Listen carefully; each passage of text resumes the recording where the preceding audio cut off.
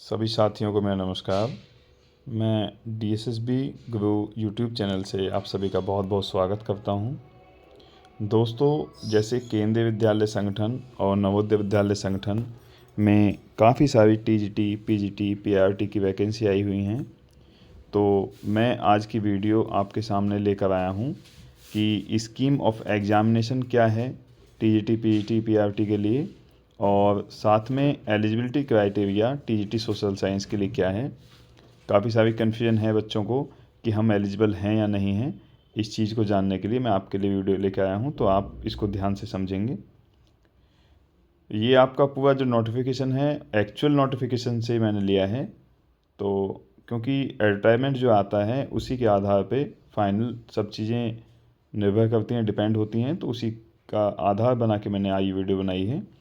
तो लिखा हुआ है आपके नोटिफिकेशन में, there will be 2 tier examination TGT, PGT, PRT post.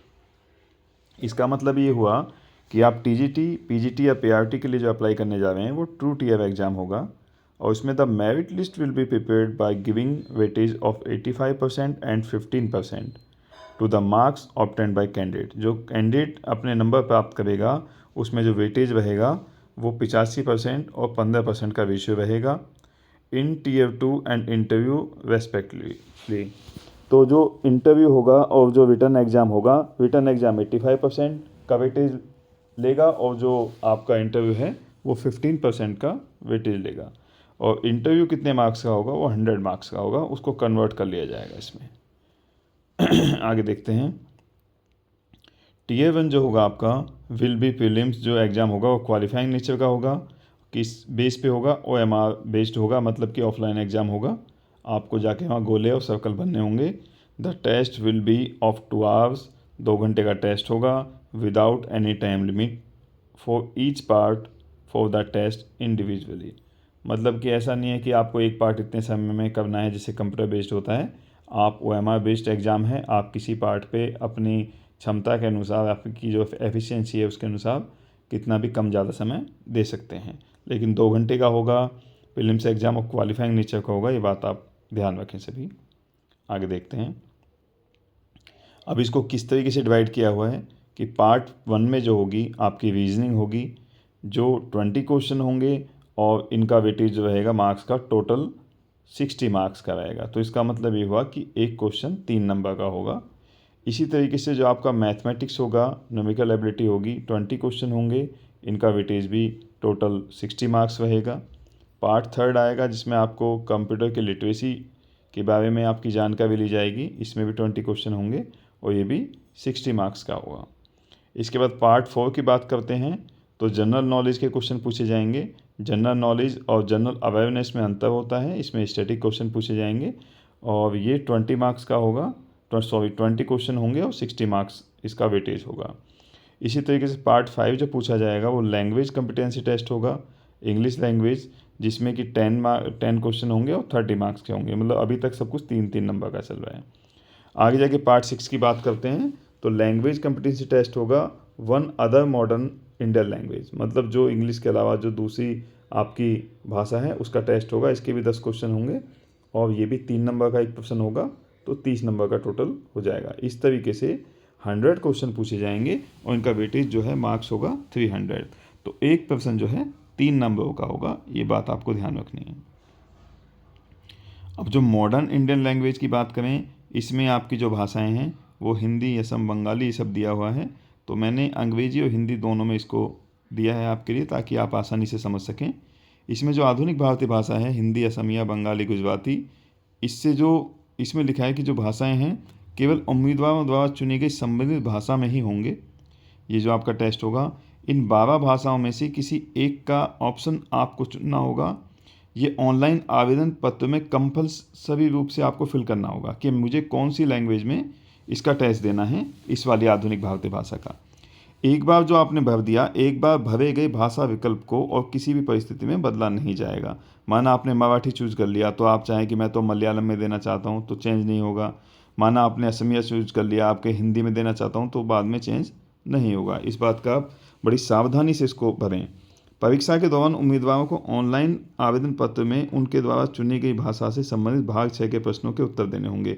जो आप भाषा चूज कर लेंगे, जैसे आप सीटीटी में देखते हैं, माना आपने सोशल साइंस लिया है या कोई लैंग्वेज ली है या आपने साइंस वाले क्वेश्चन है, मैथमेटिक्स वाले क्वेश्चन है, तो जो आपने चूज कर लिया है फॉर्म भरते समय, वही प्रश्नों के उत्तर आप जो है दे पाएंगे। माना आपने चूज तो असमिया कर लिया या बंगाली कर लिया, आप चाहते हैं कि पंजाबी वाले पेपर का आंसर दे दूं, तो ऐसा नहीं हो पाएगा। इस चीज़ का आप ध्यान रखें। आगे Tier 1 की बात करते हैं। तो Tier 1 will be screening test to shortlist the candidate for Tier 2 in the ratio of 1:10। तो अब ध्यान रखना है कि जो ये स्क्रीनिंग टेस्ट टाइप है क्वालिफाइंग नेचर का है Tier 1, और ये क्या किस लिए है कि आप Tier 2 के लिए एलिजिबल हो जाएं। उसका रेशियो 1:10 रखा जाएगा, मतलब कि जितनी वैकेंसियाँ हैं उसके 10 गुना छात्रों को Tier 2 के लिए पास किया जाएगा। तो ये आप समझ लें। इसमें लिखा है आगे, in Tier 1 each question carry 3 marks. या मैंने आपको बता दिया है, there will be negative marking for wrong. और जो है एक क्वेश्चन जो है वो 3 नंबर का होगा, जैसा हम पिछली स्लाइड में जान चुके हैं, लेकिन इसमें जो नेगेटिव मार्किंग होगी वो 1/3 होगी। तो इस बात का भी आप विशेष रूप से ध्यान रखें कि यदि आपने 3 क्वेश्चन गलत कर दिए हैं तो आप समझ लो आपका कितने मार्क्स कटने वाले हैं। इस चीज़ का आप ध्यान रखेंगे विशेष रूप से। आगे चलते हैं, Tier 2 की बात करते हैं। तो Tier 2 for all the post will be subject knowledge examination. ये आप जानते हैं, जैसे आप TET सोशल साइंस देना जा रहे हैं, TET मैथ्स देने जा रहे हैं, TET संस्कृत देने जा रहे हैं, तो जो भी आपका सब्जेक्ट नॉलेज एग्जामिनेशन होगा, और क्या होगा, combination of pen paper and OMR based. ये भी OMR बेस्ड है। आपको पेन पेपर मोड मिलेगा, मतलब कि ऑफलाइन एग्जाम होगा।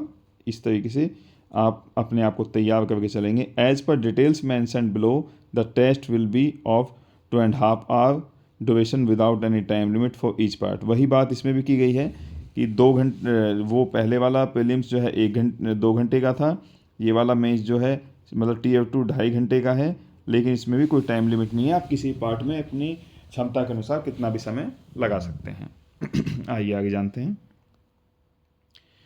अब कंपोनेंट ऑफ टेस्ट क्या है, detail syllabus of KVS and NVS website under recruitment heading. मतलब जो आप मेंस का एग्जाम देने जा रहे हैं तो डिटेल सिलेबस में से देख लें कि क्या क्या पूछा जा रहा है, एक एक चीज़ को ध्यान से पढ़ें। लेकिन इसमें नंबर ऑफ क्वेश्चन जो होंगे ऑब्जेक्टिव वो 60 क्वेश्चन होंगे और डेस्क्रिप्टिव आपको 10 क्वेश्चन होंगे।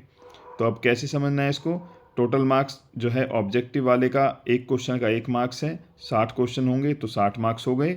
और जो आपका डेस्क्रिप्टिव के 10 क्वेश्चन होंगे, वो 10 क्वेश्चन में से प्रत्येक क्वेश्चन 4 नंबर का होगा, इसलिए 10 चौक 40 हो गए।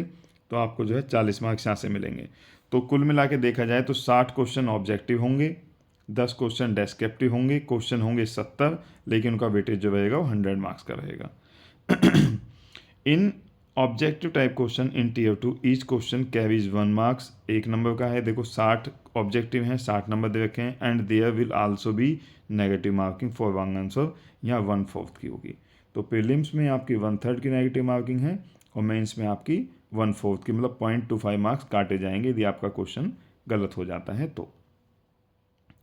इंपॉर्टेंट डेट की बात कर लें कि फॉर्म जो भरने स्टार्ट हो गए हैं वो 14 नवंबर से स्टार्ट हो चुके हैं। बाल दिवस के दिन, चिल्ड्रन डे के दिन सुबह 10 बजे से फॉर्म भरने स्टार्ट हो गए हैं। और जो रजिस्ट्रेशन क्लोज होगा वो आपका 4 दिसंबर तक होगा। मतलब कि आपको कुल मिला के 16 और 4 20 दिन के आसपास दिए गए हैं फॉर्म भरने के लिए। 11:50 पर आपका रजिस्ट्रेशन क्लोज हो जाएगा। फीस भरने के लिए आपको आगे जो है डिपॉजिट जो ओपन होगी फीस वो 14 दिसंबर से शुरू हो जाएगी। मतलब जिस दिन आपने फॉर्म भरा है उस दिन से शुरू होगी, और जिस दिन आपका फॉर्म क्लोज है उस दिन ही बंद होगी।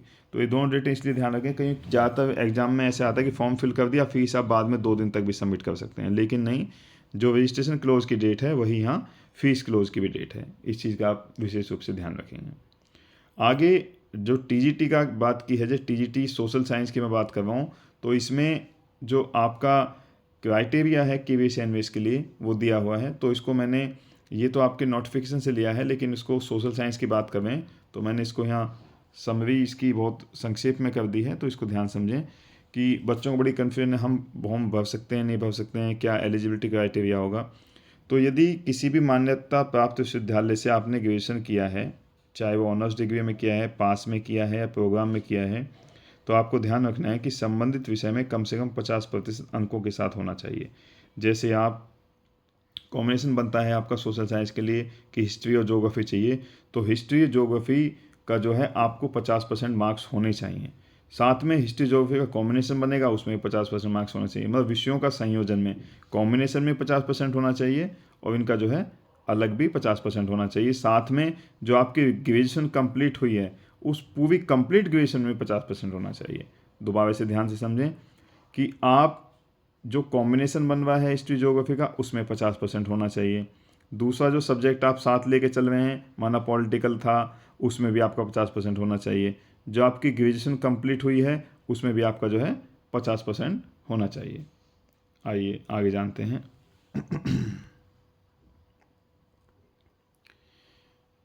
ये जो है टीजीटी सोशल साइंस के लिए और बातें दी गई हैं, तो उसको हिंदी अंग्रेजी दोनों मैंने दिया है, तो आप इसको हिंदी में पढ़ना चाहें हिंदी में पढ़ लें, इंग्लिश में पढ़ना चाहें इंग्लिश पढ़ लें। मैं आपको समझा देता हूँ कि उम्मीदवारों ने स्नातक स्तर पर इतिहास मतलब कि हिस्ट्री, भूगोल मतलब ज्योग्राफी, इकोनॉमिक्स और पॉलिटिकल साइंस में से किन्हीं दो विषयों का अध्ययन किया हो। हम केंद्रीय विद्यालय और नवोदय विद्यालय की बात कर रहे हैं कि इनमें से किन्हीं दो विषय का अध्ययन किया हो, जिनमें से एक विषय या तो हिस्ट्री होना चाहिए या पॉलिटिकल कंपलसरी होना चाहिए। यदि आपके पास हिस्ट्री पॉलिटिकल में से कंपलसरी सब्जेक्ट नहीं है, मतलब तीनों साल आपने नहीं पढ़ा है, तो आप यहाँ केंद्रीय विद्यालय नवोदय विद्यालय के लिए एलिजिबल नहीं हैं। और स्नातक स्तर पर कम से कम 3 वर्ष जो जो है आपका 6 सेमेस्टर में भी हो सकता है या 4 वर्ष की जो इंटीग्रेटेड प्रोग्राम है उसमें भी हो सकता है। इसमें मुख्य विषय के रूप में पढ़ा हुआ होना चाहिए और जो दूसरा विषय है वो कम से कम 1 साल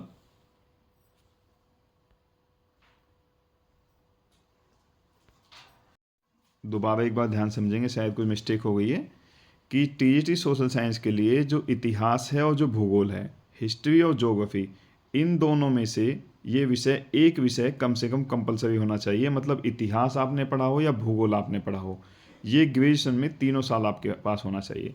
ध्यान से समझेंगे कि या तो हिस्ट्री मतलब कि इतिहास या भूगोल मतलब कि ज्योग्राफी, इन दोनों में से एक विषय आपके पास तीनों साल होना चाहिए।